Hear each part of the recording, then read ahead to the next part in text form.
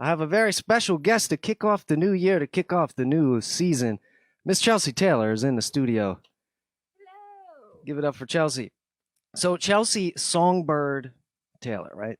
Okay, just make sure I got that right. Before we get into the topic, I want to remind everyone to hit that like button if you're feeling our threads tonight, if you're feeling our New Year's swag, and turn on notifications if you want to be notified of our future uploads, future interviews, great guests like this one right here, Miss Chelsea Taylor. So the topic of tonight is something me and Chelsea came up with. It is pastime or profession. And this is, of course, talking about the idea of having a music career. And if you play music, if you if you picked up a guitar, maybe that's not a profession, right? But if you're putting out albums and records and you're selling your music and you're performing live, you're on stage, you're selling tickets, you're packing venues, right? All stuff that you're familiar with. And Chelsea actually just put out a new record called the Wake Up EP.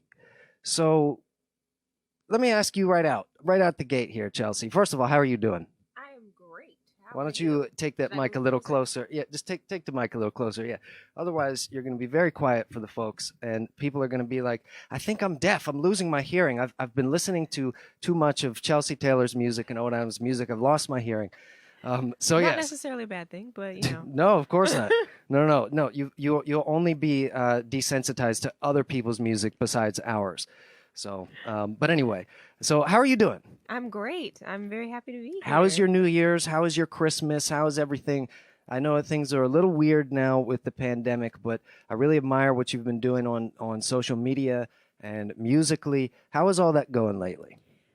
Lately everything has been good. I haven't been putting out as much content as I would really like to. But in these times, I'm sure you can attest to, as a musician, it is hard to stay kind of motivated to keep going and to get new ideas, especially when you can't go outside and really experience different things that might contribute to you writing music or anything like that. So, Yeah, it's weird because I've heard different things from different people. Sometimes it's, oh, I have so much free time now that I can make more than ever. But then there's still like a mental element to it, right? There's things just weigh down on you, and you see the stuff that's been happening in the news lately, and they're talking about now. I got to be careful with my language here. We're not going to get into that tonight. I mean, we can speak in euphemisms and code words because that's the only way we're allowed to talk about like important true events here on Facebook. But it's depressing, right? There's so much negativity in the world. People are more divided now more than ever.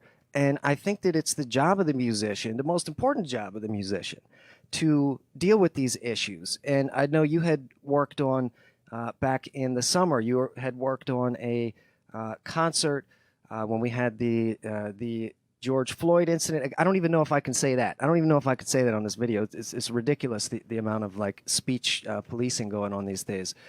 But so you had set up an event to support like the underprivileged youth and stuff like that. And it wasn't like a super overtly political thing, but stuff like that is awesome. And I just wanted to say that I always support artists and musicians doing stuff like that, even if it's not like a cause that I'm into. Obviously, I'm into supporting poor kids, right, on the streets. But I'm not one of these guys like only free speech if you agree with me. So it's just good that you're doing that. What's your position on activism and musicians, and like what's the importance of that? How like important is that to you as a musician?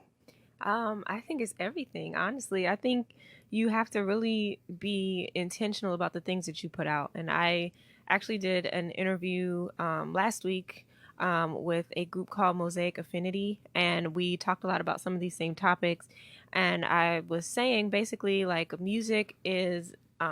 My choir director back in college made this point, and it's something that I always remember. Music is the one and only universal language in the entire world. It's the one and only thing that can connect people that goes beyond the boundaries of language. It goes beyond the boundaries of anything like that. Like if you hear a tune, you're going to dance, or you might Yeah. sit and just appreciate whatever it is. So I think that's kind of woven into music just as it naturally is, activism and just making people feel better about themselves, making people feel for just a moment. If you think about when you watch movies, like for just a little while, for maybe an hour or two, you are transported to a completely different world. You're transported to some other place, and you can just imagine that you are living in that place. I just finished the show Bridgerton on Netflix, Okay. and I'm like, I don't want to. I want to go live in, the 1815, because it looks cool on TV. And then you come and you're like, I'm in reality. That's not a thing.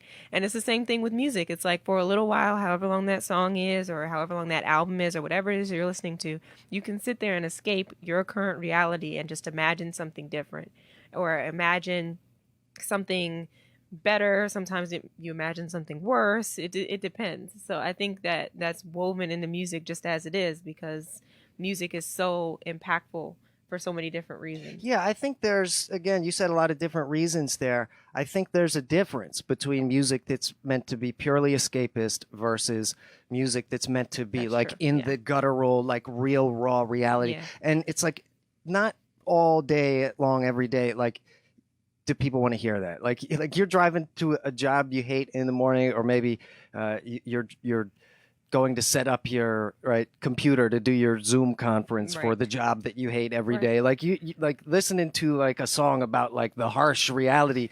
It's not always going to be getting you in the mood to start that day. Very But true. but I think that on the topic of pastime and profession, I think musicians who want to do this professionally should think about these things and think about, well, am I just making music that like turns people's brains off, or am I actually trying to make a difference and deal with some of these real issues? Not that that has to be everything you do, obviously, but I think that's an important element of it. So let's get more deeper into the topic here. For you, is music a pastime or a profession? So I think right now the lines are very blurred for me when it comes to pastime and profession. And that is because when I was in college, I majored in criminal justice. I didn't major in music. I was on Smart. yeah, honestly, I was on a choir and a band scholarship, so I was still able to pursue music in a certain kind of way. In honestly the most meaningful way, I was able to perform it, which is what I really would like to do. But my main focus is criminal justice. So my day job is criminal justice related.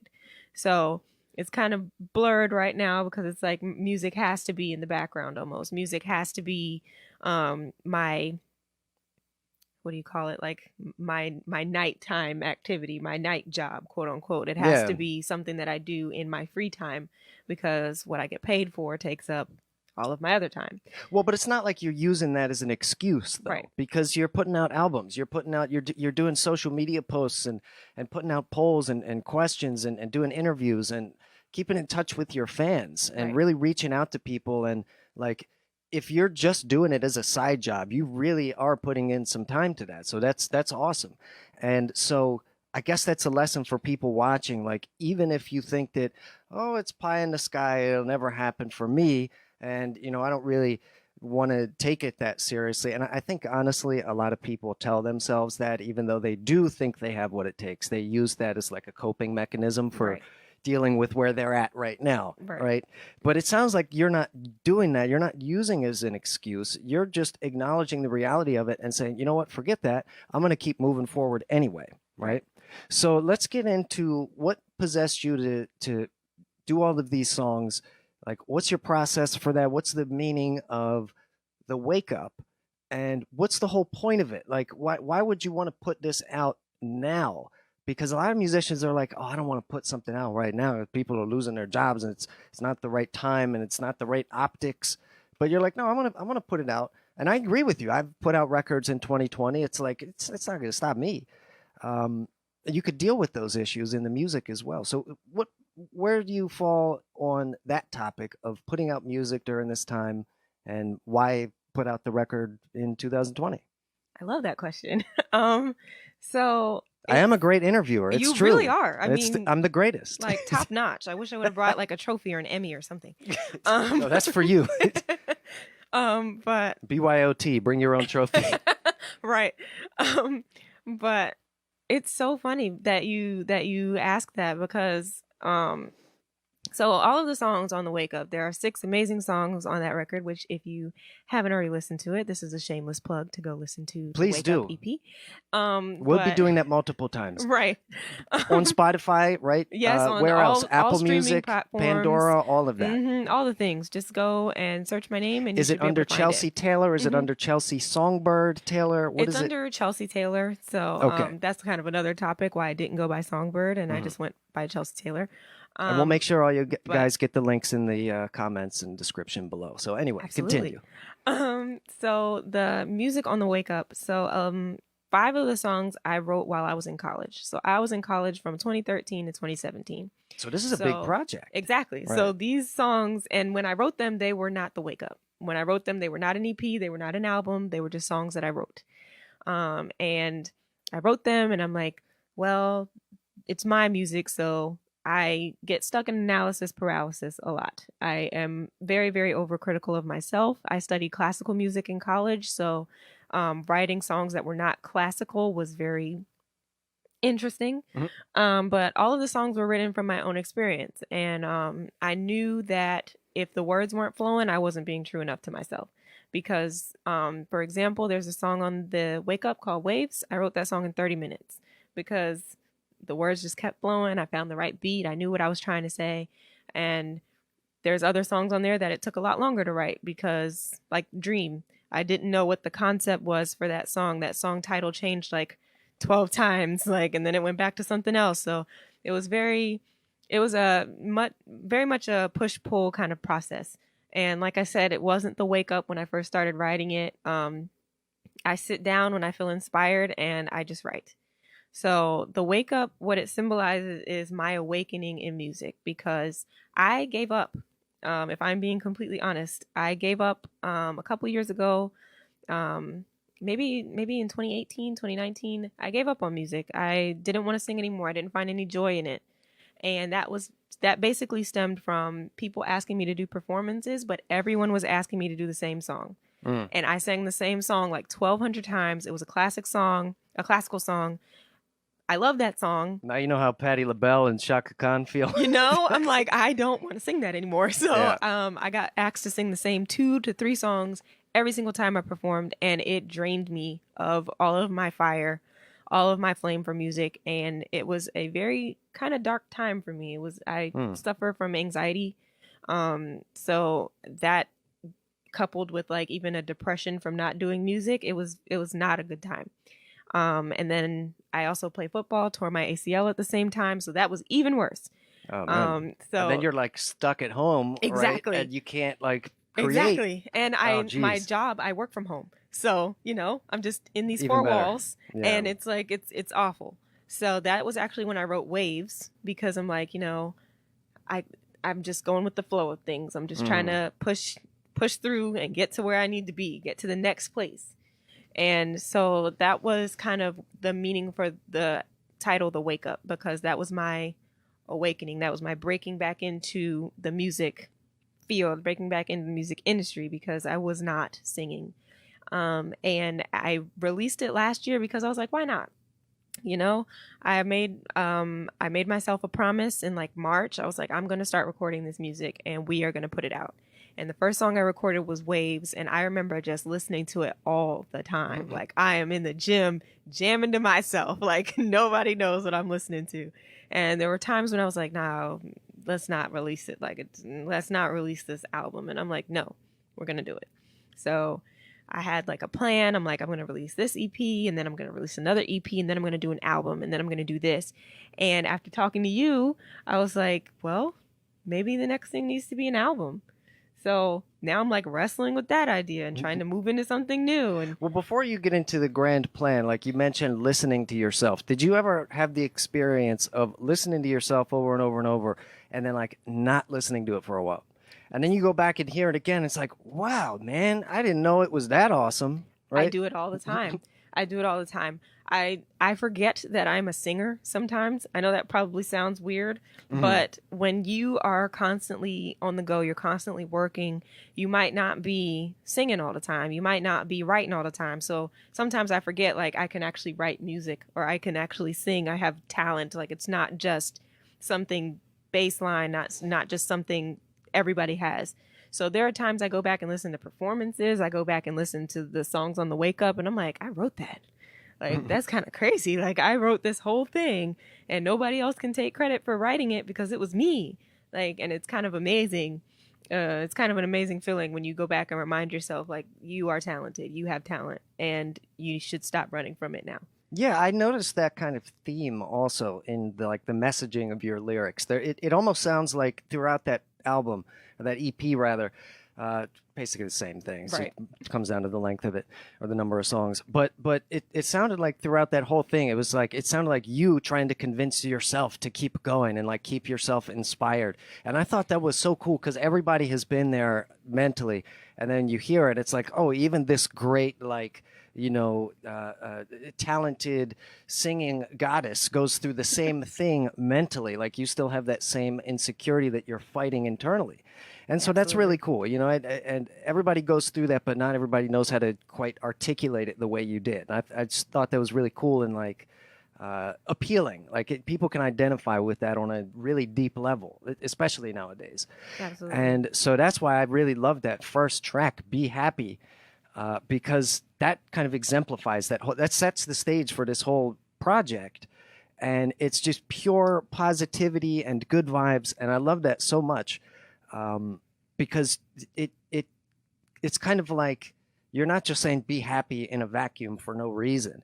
You're also dealing with why you're trying to be happy and like where you're starting from. And then there's negativity and there's this, but I'm going to be happy, right? And so I love the lyrics of that and the theme of that. So we're going to do a cool little remix of that later. We're doing kind of a DMV, grown and sexy, go-go flavored version of that opening track from the Wake Up EP a little bit later. Mm-hmm. And hopefully the folks out there enjoy it. I think it's pretty cool. Yeah, I think it's pretty cool. I like the song too. The lyrics, they're pretty cool. Yeah, well, when you're starting from a good song, it's easy to make a good remix. Like I'm just trying to stay out of the way and just turn up the bongo track a little bit more. But anyway, so now let's get into your grand plan as far as what are you planning to do now? I know you've also started a YouTube channel. You're doing some different things over there. You're active on Instagram and Facebook and all of these other places. With your grand plan, not just musically, right? Because this is pastime versus profession, and it's almost like you treat it like a profession, even though you're like you frame it like a pastime in your mind. So it, like you said, that line is blurred there. So what is your grand plan, not just with respect to music, but with social media, YouTube, and in general? Yeah, so I haven't, like I said, I haven't been posting a lot of content. I was doing like a makeup series during COVID because I was like, well, there's nothing else to do and I have a camera, so might as well film something. So I was doing that, and like in the background of some of those videos, I did covers of songs, which was really cool. And so I'm like trying to figure out like what are ways for me to get my name out there? What are ways for me to get popular and for people to follow me and stuff like that? And I started to realize like there's a lot of people that are trying to manufacture things so that people will follow them, so that people will, respond well to that kind of stuff. And I stopped putting out videos. I stopped putting out content and all these Well, things what do you like mean that. manufacturing? It sounds like you're thinking of something specific, but you don't want to say, like you don't want to talk trash on somebody Like here. not to talk trash and not to take anything away from anybody's ministry, because by all means do what you do. But there are so many people doing the same thing. Like, I mean, there's so many people getting popular off of the same things. Like, By the way, guys, hit the like button and leave a comment, and you could win a free iPhone down below. Exactly. We're doing a giveaway. Like, I can't. I realized I was trying to fit myself into that social media box. I was trying to be an influencer, trying to, get people to follow me because of this. And I didn't want to fit myself into that one box anymore. So I was like, well, until I figure out what my next move is with social media, then I'm not gonna try to force content. Yeah. And I feel like that's probably what it boils down to, is a lot of people force content. And I think that's because YouTube and social media has become a job. So they have to put content out in order to get paid. So that's like, I'm not taking away from your ministry by all means. If you're getting paid for it, by all means, you need to push content out. Yeah. But that wasn't the case for me. And like I'm getting all these brands reaching out to me and they're like, "Oh, do you want to model our stuff or do you want to do this thing or stuff like that?" And I'm like, "No, but I right now I look like everyone else, so might as well end up doing what everyone else does." And again, So have you done that? Have you done like the brand deals with the whatever? Oh, look at our new Chanel lipstick. I don't know if Chanel makes lipstick, but Chanel lipstick, right? Have you done stuff like that too? I have not. Okay. The brands that have reached out to me, Well, you they're turn like, them down because they're yeah. not quite at your level, I guess. Well, no. The brands that reach out to me, like it's like accessories. I wear the same 4 accessories every day. Like I wear earrings, but I wear the same 3 rings and the same bracelet all the time. I don't need a whole bunch of accessories. Or it's like swimwear. I don't post myself in swimwear. So I don't need to be You'd probably get more views if you did. I mean, and then that's the reason why you get more views is because you're wearing swimwear or something like that. And I'm like, I don't, post myself in that. That's not the content that I would like to post. So I really haven't responded to any types of brand deals or anything like that. I don't do any of that. So like with respect to that, I'm trying to find what my niche will be, and I don't want it to look like anybody else's. Like even with the makeup videos with me recording my own covers, I never saw anybody do that. And I was like, that was different. Yeah, that's really interesting. Exactly. But I'm like, I want to be able to have my own footing. Like I don't want to be on somebody else's step. I don't want to be in somebody else's lane. I want to have my own lane. But I don't know what that looks like yet. And I kind of want music to be the focal point of it, regardless of what it is. So the master plan, I wish I had a better one. But it's more kind of like go with the flow right now. It's like riding the wave, honestly, because I don't know what the master plan is going to be. I know that I do want to work on an album this year. I want to try to put out an album this year. I do have a bunch of songs written already for that. And then I have like all of these ever since the Wake Up came out, I have all of these concepts. I have all of these concepts for songs, concepts for ideas, like for photo shoots and all of this different stuff that interests me. And is that coming out of just randomness, or is it coming out of when you get feedback from the stuff you put out? Is it a combination of those things? Because I know like when somebody hears my music on YouTube or something and you get a comment, or somebody buys the CD at a show and then they say like, "Oh, I'd love to listen to this while I'm going on long drives or something." It's like, oh, I'm going to keep that in the back of my mind. On the next one, I'm going to remember that's how people are listening to it. Because I'm not like really that much of a like normal person music listener. Like I'm making music so much that I don't have a lot of time to just sit there and listen to it. I still like try to, but when you spend 4, 5, 6 hours a day creating music and you're just in it all the time, it's like I'd rather just want to listen to a podcast or something, or like a meditation speech or something. But when you get that feedback, what's your opinion on that, and how closely is that linked to where you want to take it in the future? So feedback wise, mostly I get a lot of the like, "Oh, this was great." Like I don't get, and this is not a knock to anybody. I appreciate all of the feedback that I get because all of it is helpful in its own right. I don't get a lot of deep feedback. Like I get like, "Oh, this song was great," or this was great. I'm proud of you, and things like that. But I don't. Which you can basically just ignore, just throw it in the trash. It's like, thank you, it's but so appreciated. Like I so appreciate it, but at the same time, that kind of goes hand in hand with the people that show fake love. Yeah. Which it irritates me to my core. And doesn't social media kind of incentivize that behavior? Because it's like, oh, you could leave a wall post or a comment somewhere and just put like one little emoji, and then you start getting likes and stuff back from that. It's like, oh, good job, little Facebook subscriber. You did the one thing we wanted, to keep people on our platform watching more of our advertising for more hours a day.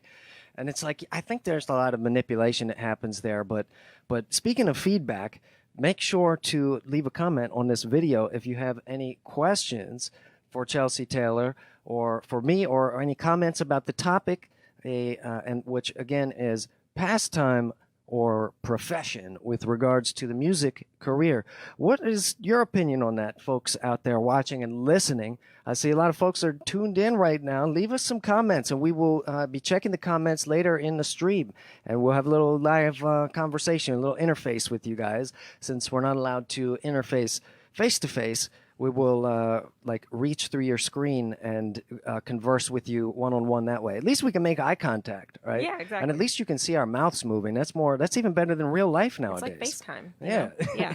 It's like a Zoom call, a giant Zoom call. Yes, a giant Zoom call. All of the tens of thousands of people tuning in right now. Right. And we love each and every one of you, so make sure to leave a comment down below. Anyway, so that's what feedback is all about. And again, give us some really detailed comments, because I feel like people, just like we were talking about insecurity earlier, right? We were talking about being honest with yourself. People, I think, in general, undervalue their contributions and their experience, and it's like, no, I want to hear like the real deep, insightful comments. Like I've gotten comments on this topic about how people's parents have taught them music, and my father wasn't a musician, but he bought me my first guitar and he supported it. And I love to read comments like that, because it's like, I think that resonates with people and reminds people, hey, there's folks out there, musicians or not, who've gone through similar experiences. Right. So we definitely want to get some of that feedback tonight as well. But so let's shift gears here a little bit. Profession versus the pastime. What about with regards to church and singing as a ministry? How does that relate to being a professional musician? Because in my experience, there's not really a line to be drawn there. There are plenty of professional musicians who play at church, and that is their full-time job, and they get full-time salaries, and they get paid full-time wages for that. And so what is your position on that as someone? I mean, like, majority of things that we've performed together have been in churches. Mm-hmm. So what's your position on that, like paying church musicians versus volunteer versus ministry versus all of that kind of stuff? Wow, we have talked about this at length. Hey, this, like I said, free speech, not right. just if you agree with me. This is, well, as free as we can without, without breaking the rules and the rules and guidelines of Facebook. I think it is so important to pay church musicians. I think it is so important to, provide that, because not only is it important to note that I cannot pay my bills with compliments. I cannot Amen. buy food with thank yous. And this is, my talent is not just, it's not just that. Like, it's not just, oh, let's call Chelsea on Thursday so that she can sing a song on Sunday, but we're going to be particular about what she's going to sing because it needs to match this box that we have decided for this particular day. Yeah, we'll give you a whole 5 seconds to learn the song and to rehearse it. And that is another thing to note. I am not a jukebox. I don't know. Just because I can sing does not mean I know all of the repertoire that ever there was and all of its verses. I don't. I'm sorry. Yeah. But I think it is What are you saying? Music takes like time to right? like practice. Like, it takes time to learn the words. Like, oh my gosh, the amount of times I've been embarrassed on stage because people did not give me the time to learn the music. It's not like you're a brain surgeon or something. It's Give not me like I have break. a full-time job or like, But I think that is so important because it also brings validation to that person's gift. It brings a sense of accomplishment. It brings a sense of worthiness when you pay me, because that means that I am worthy to be paid. Like, that means that you appreciated what I did so much that you paid me for it. And even if I didn't necessarily do a good job, or if I forgot a word, or if something sounded wet, or whatever have you, you appreciated the fact that I took the time out of my day, out of my week, out of my time to learn music, a song, however many songs, I took the time to learn it. I took the time to rehearse it with my accompanist. I took the time to really get comfortable with it, which I don't think is appreciated enough either. I can't just listen to a song once and go out and sing it. It's not Well, you necessarily, could, I but could, rather not. you're gonna get what you But pay for with exactly, that, right? exactly. But like allowing me the time to be creative and to take the time to learn what it is that I'm doing is so important. And paying me for that just shows how much you appreciate it. It's more than, it goes beyond saying thank you. It goes beyond saying I appreciate it. It's deeper than that. It's like, I mean, I've never been one to really care about money. I've never been one to be super duper money hungry and somebody that's like, you have to pay me or I'm not going to do this. Well, no, I But think it's the people who don't want to pay. They're the ones that care about it too yeah, much. They care about money too much, right? It's exactly. like, I'm just doing business here. I'm just providing a service. It's like, Exactly. are you going to not pay your plumber? Are you going to not pay your like roofer or your like driveway paver? It's like, what's the deal with like that's not a service. That's not a equally But I good think service. that's something to note as well. Musicians, they are not held in the same regard as a traditional career path. Hmm. Because if you are not a rapper that everybody knows, if you're not the baby, if you're not Anita Baker, if you she's not a rapper, that's not what I was saying. She's a singer. But the point is if Mario you're Judah coming up. if I'm you calling it on this show. Mario Judah will be the next world famous rapper. I've said it here. When it happens, you all know who said it first. Anyway, but if you're not one of those people, it's like, why do I need to pay you this money? Like we work just as hard as if not harder because, those people, that is their full-time job. Their full-time job is rapping, singing, stuff that we as musicians probably would like to do. mm, That be our full-time job and people pay us what we're worth. And they can pay their bills with that stuff. They can That's their full-time employment. Their full-time is to do PR, it's to do music, it's to be in the studio, that kind of stuff. That's cool. That's great. But understanding that my full-time job is not music. So I am working so hard in way less. They might have the whole 24 hours to work on music, whereas hmm I have, you know, maybe 12. And 8 of those hours I need to be asleep. So I have so little time to learn whatever song you've given me, especially if you've given it to me on a Thursday. Now I'm panicking. And, it's just like, it's I true think though. it's, Look, you're being on. Like, I appreciate you being so honest about this though. This is like wow. Like Chelsea Taylor, unfiltered, uncensored, uncut today. yeah, I'm You're on probably fire. too honest. So Hey, no, that's the you're thing. on fire. That's what this show is all about. We tell the honest truths. We dig into topics that nobody else wants to talk about. But like I understand fully what you're saying, and I agree with you with about 99% of it. However, I want to just be nuanced about it because I get it. Like Mario Judah and these guys, and like you said, the baby and whatever Takashi 69, they weren't always full-time guys. They had to start somewhere too. And so by not paying them when they're nobodies, you're kind of preventing them. You're like bottle capping them or bottlenecking them. I don't know what the term is. I You're don't know either. preventing them from getting to that next level. And you might have the next baby at your event. And because you're like, oh, I don't want to give this guy $50, he might not be able to become that next big guy. And he'll remember who helped him get to that level.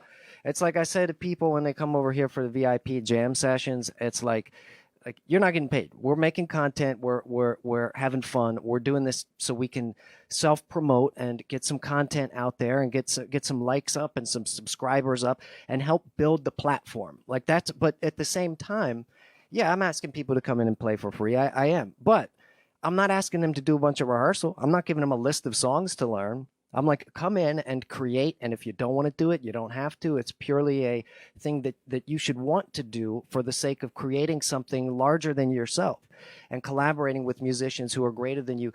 And so that's a different thing than asking you to come into a church service or to Tamika's 50th birthday party and, sing 45 songs that the bridegroom came up with. And now you have to do all this work, but, oh, we can't afford to pay you. We blew all our budget on the mini bar, right? So we joke about this stuff, but there is a real serious issue there. And by not paying people, not only prevents them from maybe getting to the next level, they know who they're dealing with at that point as well, because then you're like, I don't want to work with this person anymore. But also, you're kind of cheapening, I think, the entire music scene, the entire music culture. All the other musicians are now being hurt by that, because if I come in and say, oh, I'll accompany Chelsea for a church service, right? But don't worry about paying me. I'll do it for free because I'm just that nice of a guy. I'm such a good-hearted Christian, right? I have the heart of a servant. I'm going to come in and do it for free. So don't worry about paying me. You have to talk to Chelsea. She might want to get paid or something, but not me, right? What does that do to you? Doesn't that put you in a tough spot now, right? Because then you're like, well, I kind of expect to get paid because I'm a professional. I know what I'm doing, but this guy doesn't want to get paid. It kind of makes it harder for me to get paid now. So that's my other point on that. When you refuse that and you think you're making this grand stand, right, about morality and, I'm not money minded, you're kind of messing it up for all the other musicians in that circle. So true. And I mean, in saying that, I don't mean that I don't want to be paid. I'm just saying that for understanding purposes, the money is not necessarily the main reason I do music. I should be paid for the music that I do, but money is not my main life's focus because, music's my thing.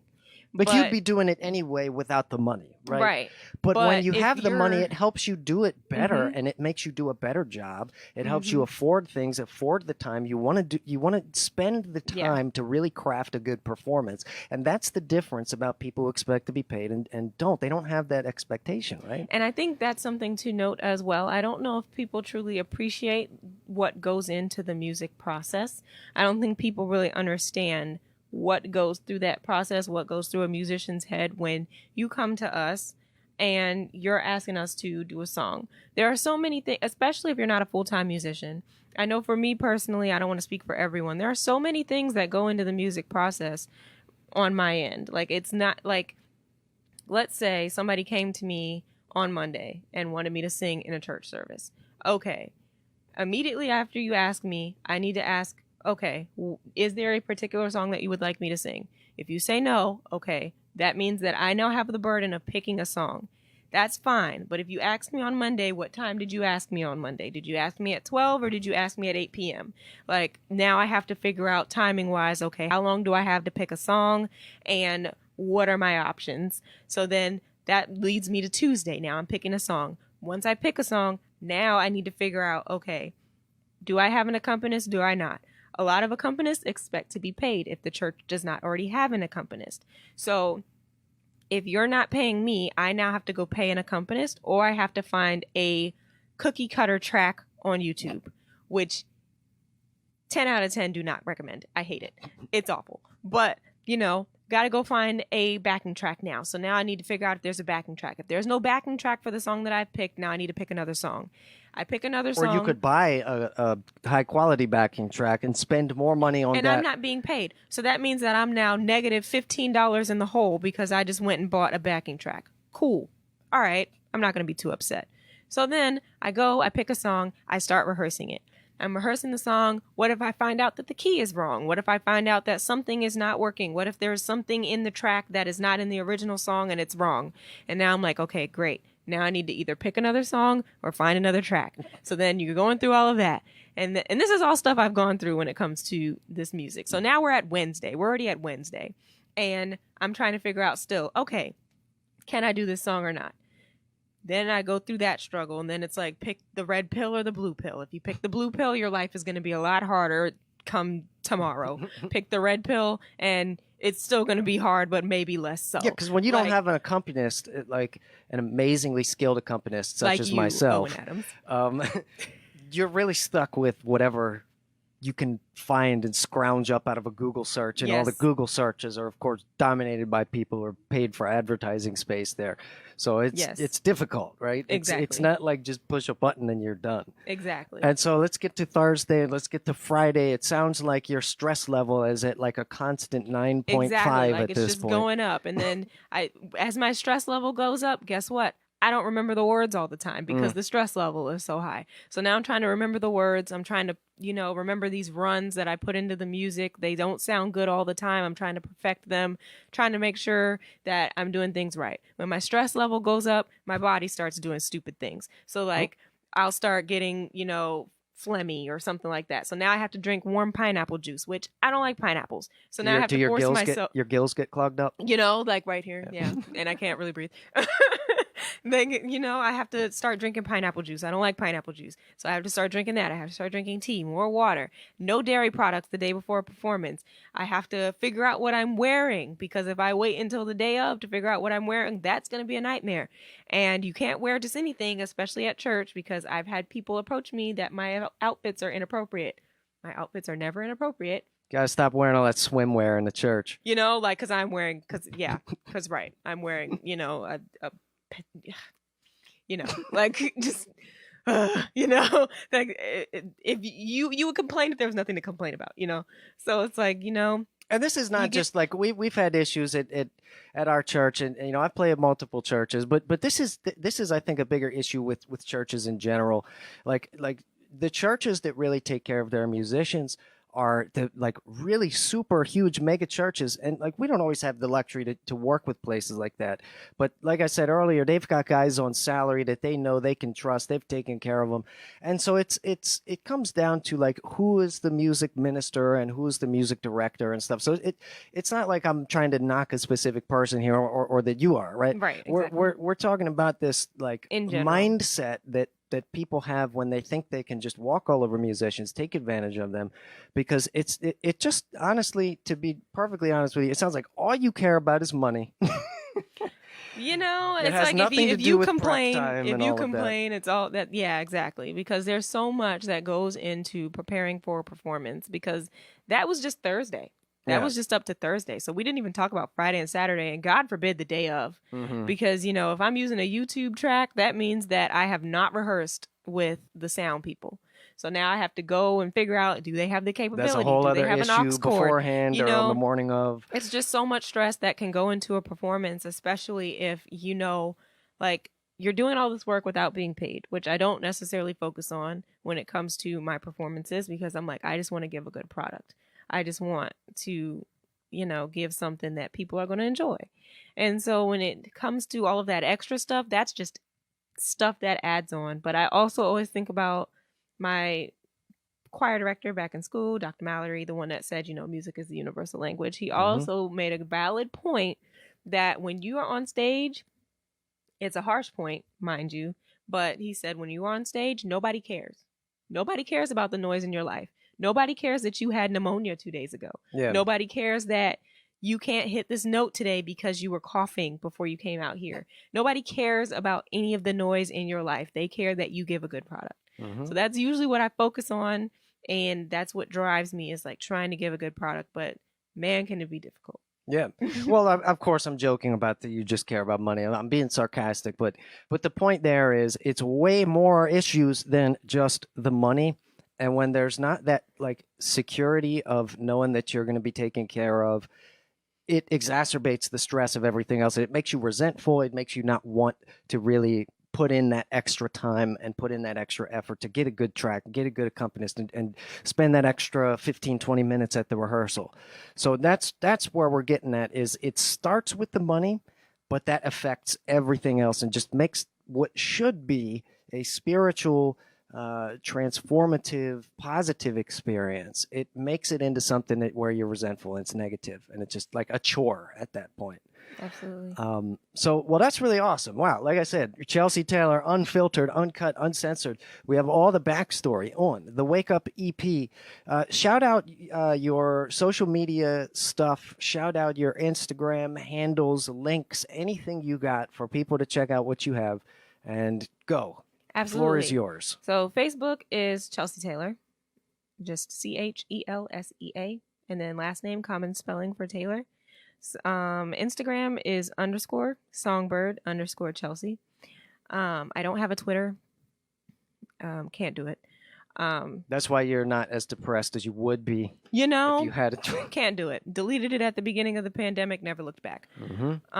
But yeah, I don't really have a lot of social media. My YouTube, I believe it's Chelsea the Singer. But I'm gonna try to start posting more content. I don't want to make any promises because then people hold you to like, you didn't post a video today.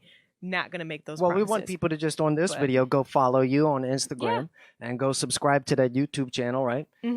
So that's awesome because when you do post, that's where it will be. Absolutely. So make sure to turn on the notifications and all of that so that they'll get notified when you do stuff like that. And there are links on all of my pages to the Wake Up EP. Like I said, it's on every streaming platform that you Where can do you think of. prefer? Do you have like a personal website or a direct link or something where people where do you want people to go buy it if you could prefer?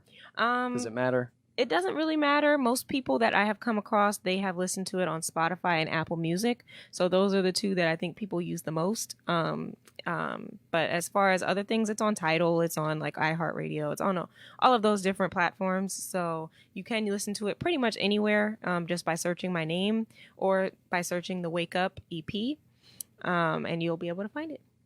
Awesome. Well, I think that is probably a great place as any to end the discussion here. So, once again, the topic for today is pastime or profession. And we're talking about having a music career. Chelsea Taylor just spilled all of the guts, all of the big secrets of how she deals with it, how she gets through the stress and the issue of paying musicians, the issue of doing music as kind of a side job, squeezing it in at the end of your long day of having a real day job that really does make money. Well, music can be a real day job, but you have to have certain infrastructure in place to make that work. Speaking of infrastructure, make sure if you like what we've done tonight to make a donation, and the links are all in the description. And so that is pastime or profession. We're going to perform for you guys as well. We're going to do a short song. We're going to do a funky DMV flavored remix of her song Be Happy off of the Wake Up EP. Before we do that, we're going to take a quick pause here, a quick pause for the cause. I want to remind everybody to hit that like button if you're feeling our threads. If you'd like our kind of sort of semi-matching black and white theme here. Yep. And we will be back in just a moment.